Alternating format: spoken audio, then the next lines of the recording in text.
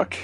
Today I took delivery of a high-speed Williams pinball machine. It's from 1986.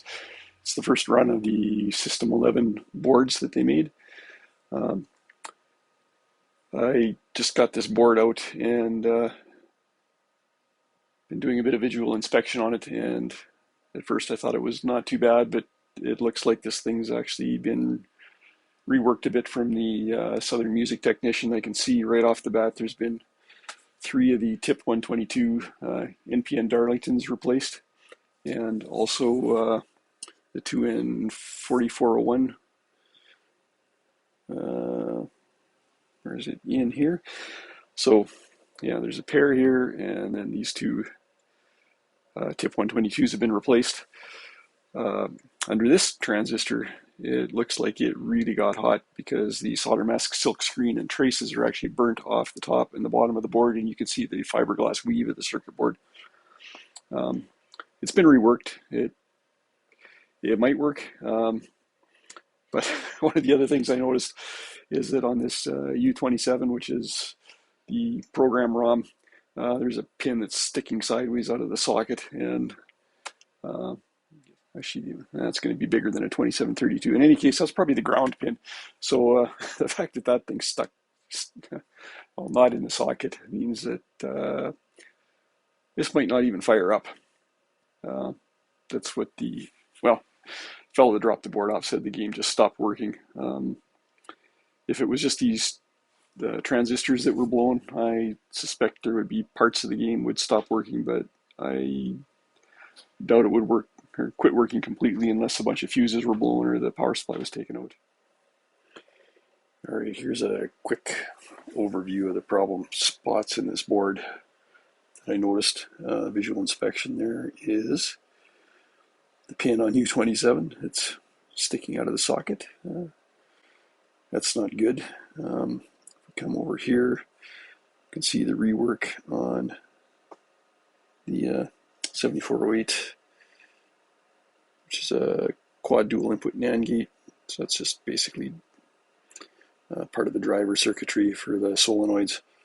Q11's been replaced in Q15. Q33 has been replaced. And here's the bad one, Q25, and the silk screen's gone. There you can see the circuit board weave. A couple of resistors have been replaced. And over here, these power resistors, they've been running fairly hot. Looks like, I think that's kind of standard for these machines. I don't think that's a super issue. If I flip it over, you can see the, I don't know, backs here has been a bit scorched. Certainly these solder blobs don't look good. They look like they've been heated up and melted. Back down here, this is under the tip 122 transistor rework. See, those traces have just gone away. Fortunately, this stuff is all big traces and fairly simple, so it's easy just to lay down wires and rebuild this stuff. But for the most part, I think it's not horrible. I think I need to figure out why those transistors blew in the first place, if it's, you know, a power supply or shorted coil, or and so check the power supply and the fuses, and I'll loam out some of the circuitry for the solenoids just to make sure that it's within spec. And once that's done, then I'll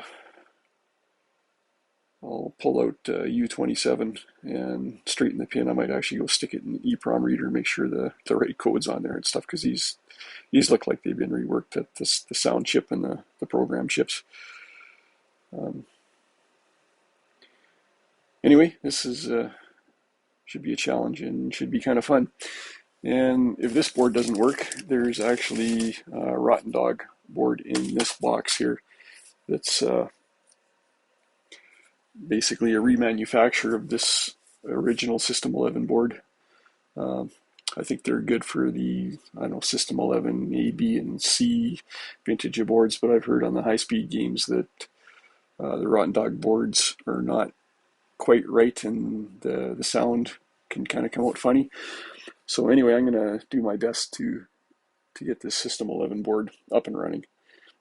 And I'm gonna make more videos on sort of my investigative process and the stuff I find. So thanks for watching, and talk to you soon.